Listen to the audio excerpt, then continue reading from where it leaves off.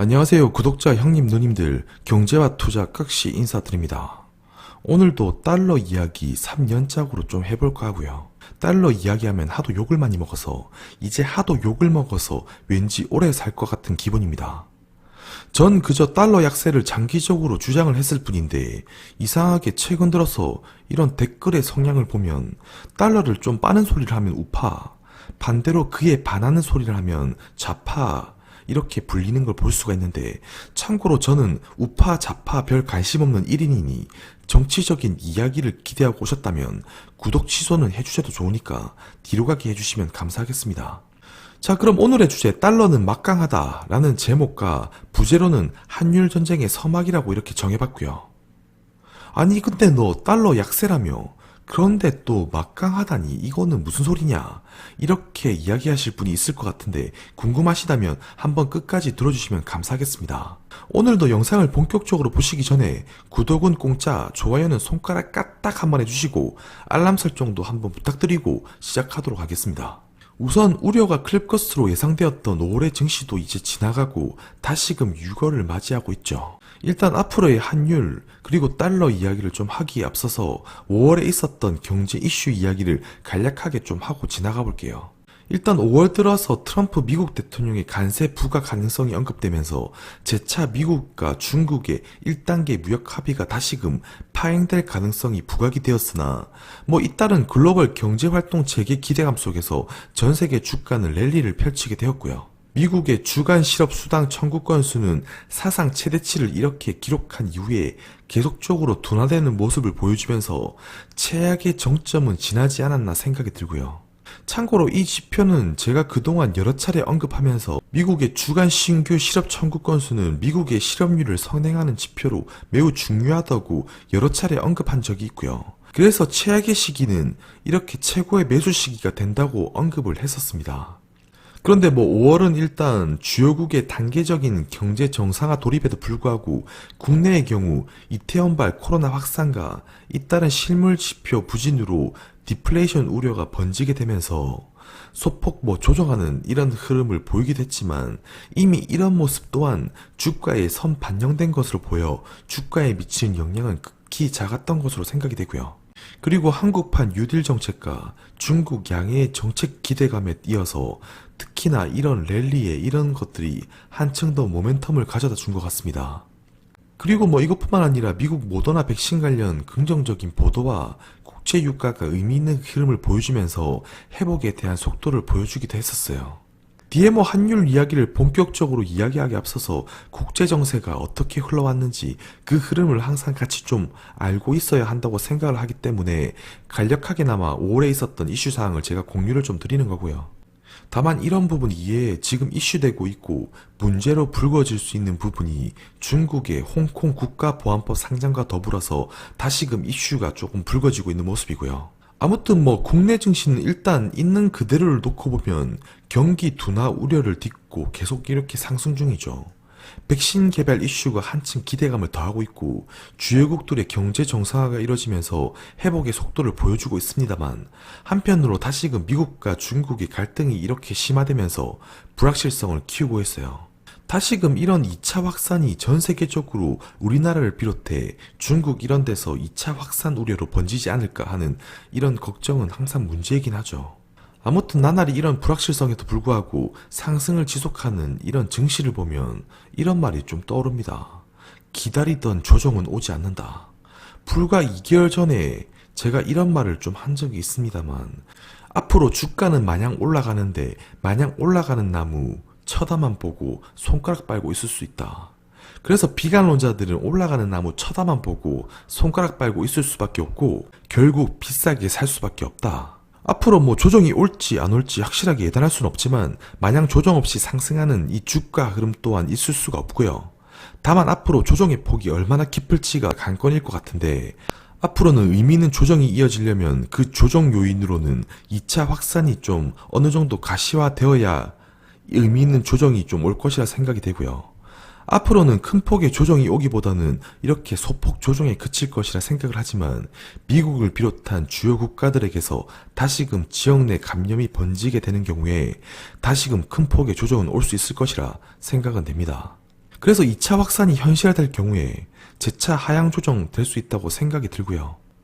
그리고 최근 홍콩을 둘러싼 미국과 중국의 정치 대결, 이게 전면적인 양상에 돌입하는 경우에 이는 분명히 홍콩을 비롯한 신흥 국가들에게 이 다시금 낙폭을 확대시켜 줄 수 있는, 그리고 이런 환율의 움직임도 다시금 상방으로 움직일 수밖에 없는 요소임에는 틀림이 없고요. 그런데 환율이 또 다시금 이렇게 움직인다고 한들 단기 불확실성으로 해석해 볼 필요가 있지, 이런 요인들의 신흥국 통화 전반에 단기 불확실성으로 이어질 것이라 생각도 되지 않고, 최근 잇따라 언급되는 홍콩 문제에도 불구하고 신흥국인 러시아, 브라질, 멕시코와 같은 나라의 환율은 재차 안정화되어가는 흐름으로 볼 때 크게 우려할 사안은 아니라고 생각이 됩니다. 일단 지금은 미국의 경제 체력 또한 좋지 못한 국면에서 무작정 대놓고 중국을 향해 무역전쟁을 펼칠 수는 없다고 생각이 되고요. 다만 이런 홍콩 이슈는 다시금 단기 불확실성 이슈로 번질 수 있다고 생각이 들어요. 그래서 기존 보유자들은 이런 이슈가 온다고 한들 무조건 홀딩하면 되는 것이고, 신규 진입을 생각하는 분들은 이런 불확실성의 기회를 재차 살려볼 필요는 있다. 그리고 5월 말 중국 전인대에서 통과된 홍콩 국가보안법은 중국 중앙정부에 대한 선동, 이탈, 전복과 반역을 금지하는 법인데, 이 법이 의미하는 것 자체가 중국이 홍콩을 그냥 속국으로 두겠다는 거죠. 그래서 코로나 사태 직전에 논란이 되었던 홍콩 범죄인 인도 소환법 또한 최근 시민들의 거센 항의에 의해 철회되었으나, 국가보안법의 경우 중국 정부가 직접 개입을 하면서 홍콩을 이렇게 복속시키려 하고 있죠. 아무튼 일각에서는 홍콩 국가보안법 시행 시점을 8월로 보고 있는데, 일단 실질적인 법 집행이 이뤄지기 전까진 미국과 중국이 적극적인 대응은 좀 자제할 것으로 생각이 되나, 이런 노이즈는 앞으로도 지속될 가능성은 좀 높아 보입니다. 이미 미국의 경우 홍콩의 자치권을 보호한다는 명목 아래 미국과 중국의 대결 구도가 형성이 되고 있고, 작년에 이어 이번에 다시금 G2 국가의 한율 전쟁의 양상을 띨 가능성이 좀 높아 보여요. 그래서 이런 대치전의 양상 속에서 다시금 단기적으로 신흥국 통화는 약세를 수반할 수 있다고도 생각이 들고요. 하지만 결국에는 한율전쟁의 끝은 위안화 강세로 마무리될 것이다 라고 생각하고요.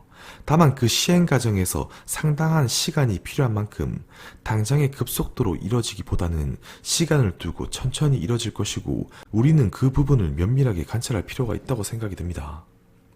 지속적으로 적각시는 주장해오고 있지만 미국은 단계적으로 달러 약세 환경을 구축할 것이라 생각이 되고요.